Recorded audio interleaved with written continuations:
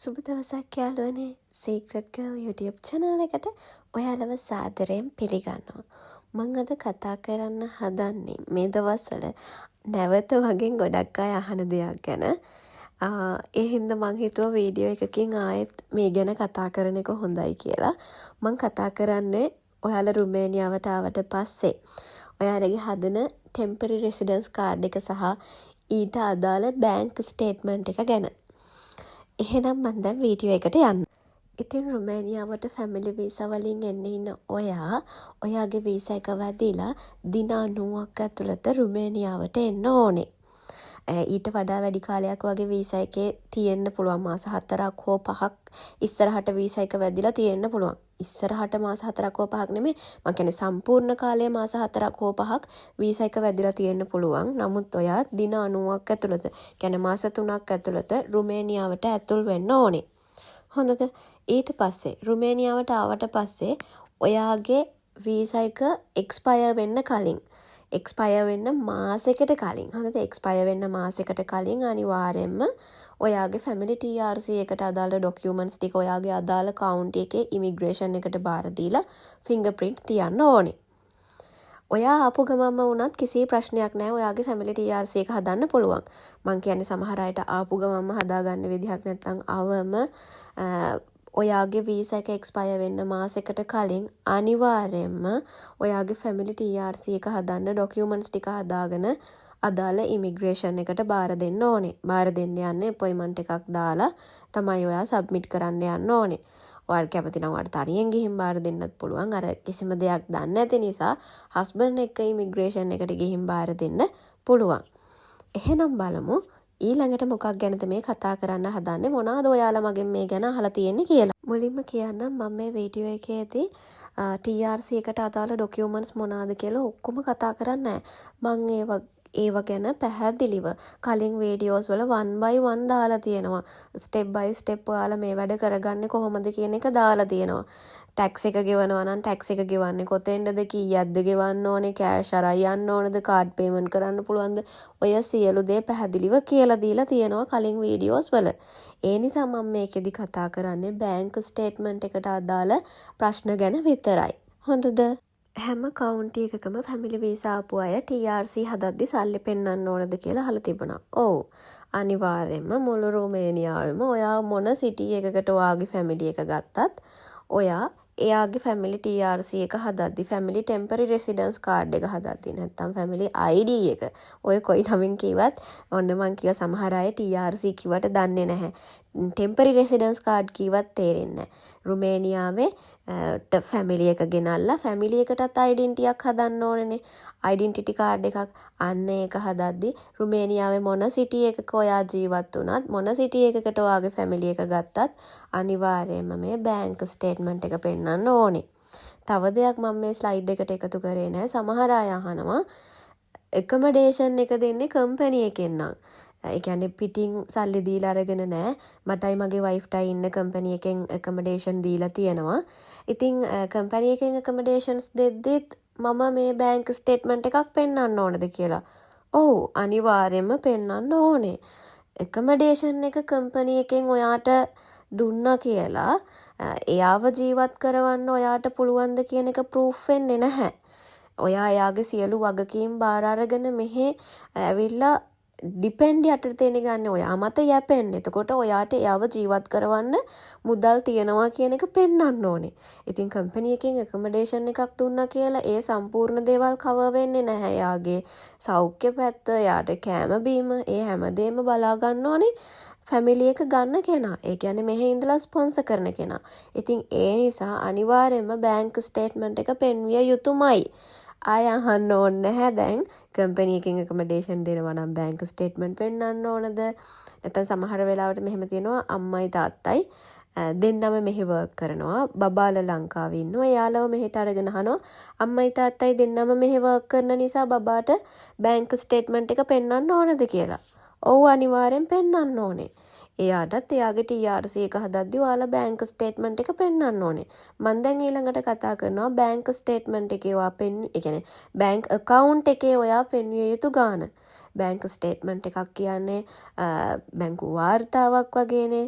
ඒ කියන්නේ bank report එකක් වගේ නේ. කියන්නේ ට්‍රාන්සැක්ෂන් හිස්ටරි එකක්. දැනට account එකේ තියෙන ගානනේ අපි මේ පෙන්නන්නේ show money. කියන්නේ අපේ account එකේ තියෙන මුදල අපි ඉමිග්‍රේෂන් එකට පෙන්නනවා. මට මෙන්න මේ තරම් මුදලක් තියෙනවා. මට පුළුවන් මගේ පවුලේ අයව රැක බලා ගන්න. මං කියන එක තේරෙනවා ඇති කියලා මම හිතනවා. තේරෙන්න ඕනේ. මෙහෙම පැහැදිලිව කියද්දි තේරෙන්න ඕනේ. ඉතින් මෙයාලා කියන්නේ මෙන්න මේ මුදල පෙන්වන්න කියලා. එක් පුද්ගලයෙකුට. මුලින්ම කියලා ඉන්නම් මම මේ වීඩියෝ එක දාන්නේ කවද්ද කියලා. මම මේක දාන්නේ 2026 ජනවාරි මාසේ. ඉතින් මේ කියන gross salary එක වෙනස් වුණොත් බැංක් ස්ටේට්මන්ට් එකේ පෙන්වන්න ඕන ගාන වෙනස් වෙනවා. හොඳද? දැනට යන්නේ gross salary එක එක් පුද්ගලයෙකුට 4050ක gross salary එකක් නේ හම්බෙන්නේ. normally ගත්තාම. ඉතින් ඔයාගේ ෆැමිලි එකේ එක මෙම්බර් කෙනෙකුට පෙන්වන්න ඕනේ 4050 ගානේ මාස 12කට. කියන්නේ අවුරුද්දකට මුදල පෙන්වන්න ඕනේ. එතකොට එක් පුද්ගලයෙකුට 48600ක ගාණක් ඔයා පෙන්වන්න ඕනේ. වයිෆ් විතරක් ගන්නවා නම් ඔයාගේ බැංක් account එකේ 48600ක් පෙන්වන්න ඕනේ. හොඳද? ඔයාගේ ෆැමිලි මෙම්බර්ස්ලා දෙන්නෙක් නම් ඔයා පෙන්වන්න ඕනේ 97200ක්. දැන් හිතන්න පුළුවන් බුදුහාමේ මෙච්චර ගාණක් කොහෙන්ද හොයන්නේ කියලා.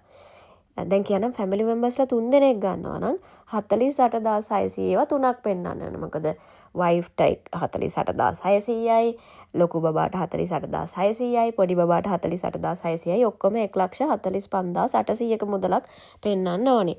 ඉතින් මෙච්චර මුදලක් මෙහෙ වැඩ කරන ගොඩක් අයට නැහැ. ගොඩක් කියන්නේ ඇත්තටම නෑ 100ට එකකට වගේ ඕනනම් ඇතිලේ ලක්ෂයක් ළඟ ලක්ෂයක් හෝ 50000ක් ඊට වඩා තියෙන කට්ටිය මේ හොයාගන්න හරි අමාරුයි. ඉතින් ගොඩක් අය කරන්නේ සැලරි දවසකට සැලරි යාළුවන්ගෙන් සැලරිත් එකතු කරගෙන ඉතුරු අඩු මුදල පොලියට දෙන කෙනෙක්ගෙන් ගන්න එක. show money කරන කෙනෙක්ගෙන් ගන්න එක. show money කරන අය ඉන්නවා. ඉතින් එහෙම ඔයාලට ඕන නම් මව කන්ටැක්ට් කරගන්න පුළුවන්. නැත්නම් show money කරන අය ඔයාලා පර්සනලි අඳුරනවා නම් ඒ කෙනෙක්ගෙන් ගන්න පුළුවන්. මම මගෙන් එන අයට මගෙන් අහන අයට show money කරන අයව කන්ටැක්ට් කරලා දෙනවා.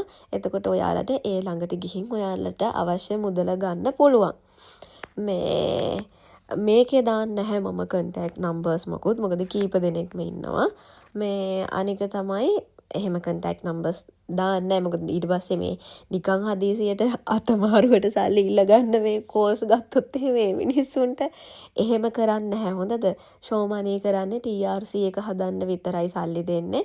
ස්ටුඩන්ට් වීසා එකට වගේම ෆැමිලි වීසා එකටත් එයාලා මුදල් දෙනවා. දෙන්නේ එක දවසකට විතරයි සල්ලි දෙන්නේ. ඔයාලා මේ ඔයාලට ඕන ගාන account එකට දාලා බැංක් ස්ටේට්මන්ට් එක අරගෙන නැවත එයාලට මුදල් දෙන්න ඕනේ. හොඳද? නැවත එයාලගේ මුදල එයාලට දෙන්න ඕනේ. ඕක තමයි ඔයාලට සල්ලි නැත්තම් කරන්න පුළුවන් process එක. සමහර අය ලංකාවෙන් සල්ලි අරගෙන එනවා. කියන්නේ ලංකාවෙන් ඩොලර්ස් අරගෙන ඇවිල්ලා මෙහෙට account එකට දා ගන්නවා. සමහර අය කරන්නේ යාළුවන්ගේ සැලරි දවසට ඔහම සැලරි එකතු කරලා අරගෙන ඉතුරු කොටස show money කරන කෙනෙක්ගෙන් අරගෙන දාලා බැංක් ස්ටේට්මන්ට් එක පෙන්නන එක.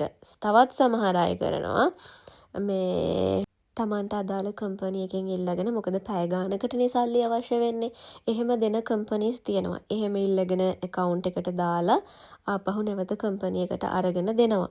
එහෙම කරන අයත් ඉන්නවා. ඉතින් ඔන්න ඔය කියන ආකාර වලින් ඔයාට පුළුවන් මේ කියන බැංක් ස්ටේට්මන්ට් එක ගන්න. දැන් මේක ගැන තමයි ලොකුම ගැටලුව කට්ටියට තියෙන්නේ. මට ඇත්තටම 48600ක මුදලක් පෙන්වන්න නැහැ අක්කේ, කොහොමද මම ඒක කරන්නේ කියන එක අහනවා. ගොඩාක් බහුතරය කරන්නේ show money කරන කෙනෙක්ගෙන් ගන්න එක හෝ යාළුවන්ගේ දැන් එක්කෙනෙකුට වගේ නම් යාළුවන්ගේ සැලරි එකතු කරලා ෆැමිලි ගෙන්නපු අයගේ ළඟ තියෙන කොටස් එකතු කරලා එහෙම දාලා පෙන්නන එක. සමහර අයට එහෙම නැහැ. එහෙම වුණාම show money කරන කෙනෙක්ගෙන් ගන්න සිද්ධ වෙනවා.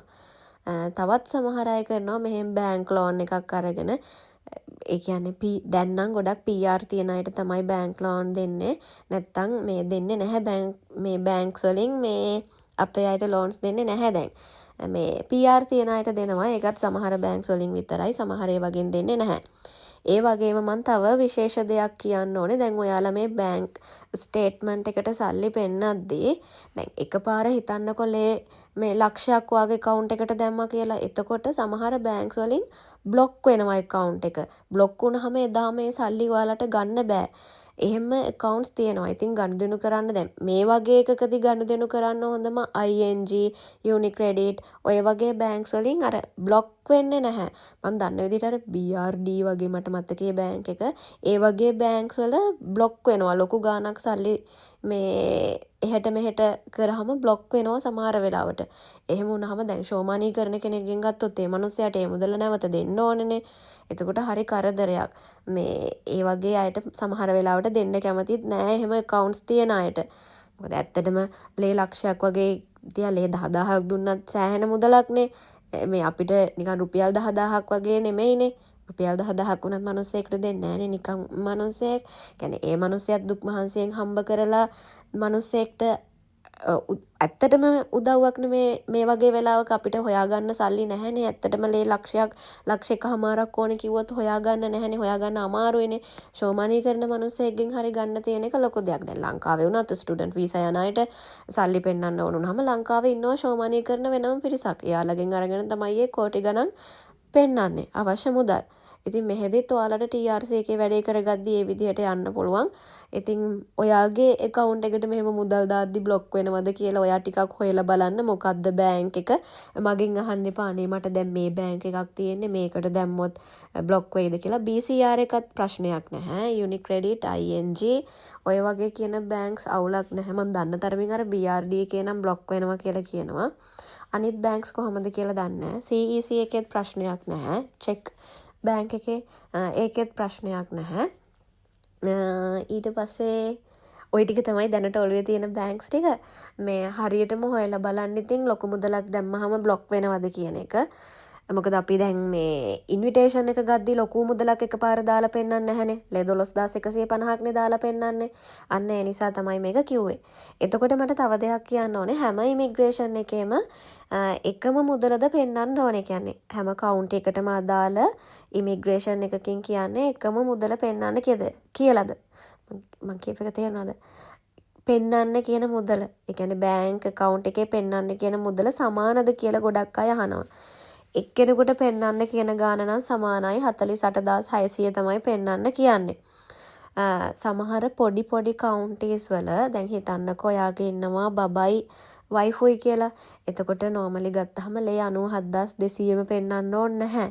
මේ පොඩි මේ ලේ 60000ක් දාලා පෙන්නලා TRC හදා ගන්න අය ඉන්නවා. මේ නමුත් දැන් බුකරස්ට් එතකොට ඊල්ෆෝ ඔය සමහර ඉමිග්‍රේෂන්ස් වල ඒක කරන්න අමාරුයි. තවත් සමහර ෆැමිලි මෙම්බර්ස්ලා කීප දෙනෙක් ඉන්න අය කරනවා එකපාර TRC හදන්නේ ෆැමිලි මෙම්බර්ස්ලාට සැරෙන් සැරේට ගිහිල්ලා TRC හදනවා. අද වයිෆ් ගියොත් ඊළඟ දවසේ බබාලා එක බබෙක් මේ කියන්නේ බබාලා දෙන්නෙක් ඉන්නවා නම් මේ එක බබෙක් එක දවසක ඊළඟ දවසේ එක බබෙක් එහෙම අරගෙන ගිහින් හදා ගන්න පුළුවන් ඉමිග්‍රේෂන්ස් තියෙනවා. ඒක හැම ඉමිග්‍රේෂන් එකෙම කරන්න බෑ. මොකද දැන් ඒකත් නෝට් වෙලා තියෙන්නේ. දැනටත් එහෙම කරලා හදාගන්න කට්ටිය ඉන්නවා. TRC හදාගන්න අය ඉන්නවා.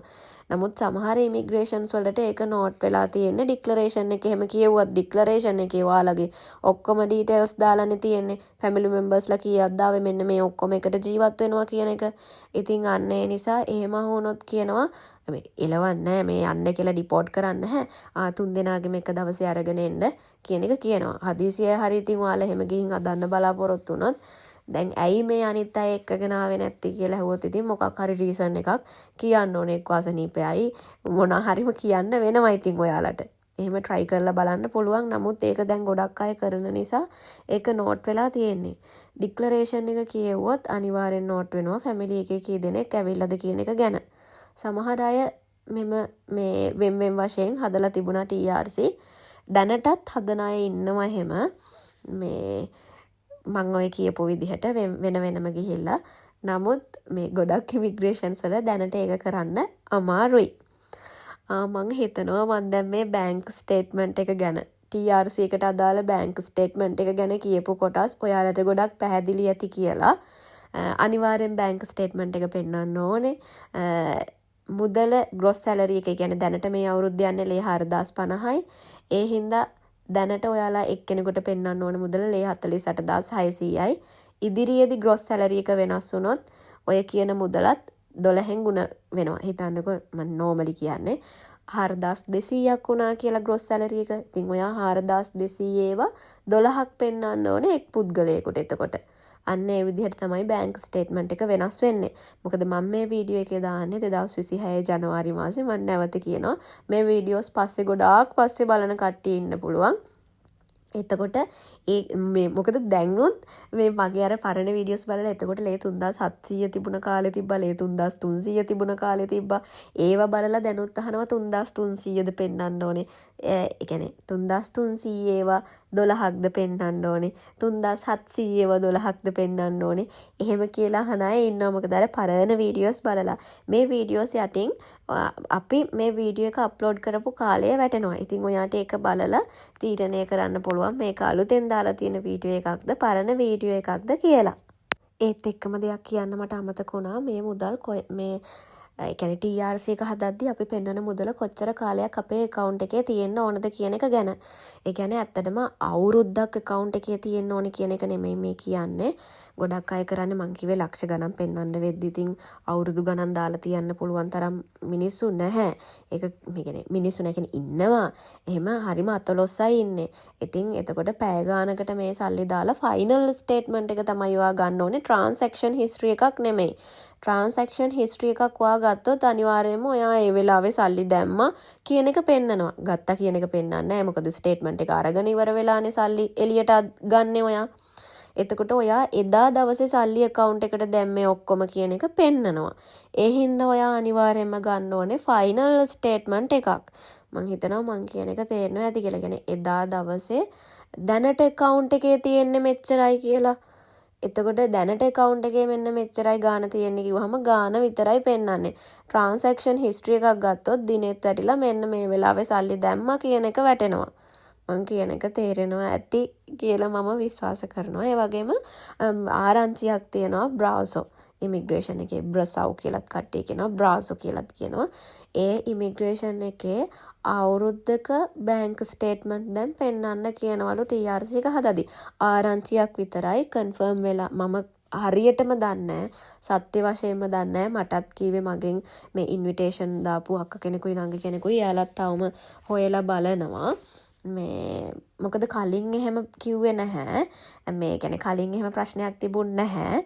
දැනට අවුරුද්දක පෙන්වන්න කියනවා කියලා ආරංචියක් තියෙනවා. කියන්නේ මම කලින් කියලා අදහස් කරන්නේ මාස 5කට කලින්. මේ එහෙම ප්‍රශ්නයක් තිබුණ නැහැ. දැනට එහෙම එකක් ආරංචි වෙලා තියෙනවා. දැන් අවුරුද්දක ස්ටේට්මන්ට් එකක් දෙන්න පුළුවන්නේ. දුන්නහම සල්ලි කියන්නේ ට්‍රාන්සැක්ෂන් හිස්ටරි එකක් නේ ඇත්තටම එතකොට ඒ ඉල්ලලා තියෙන්නේ.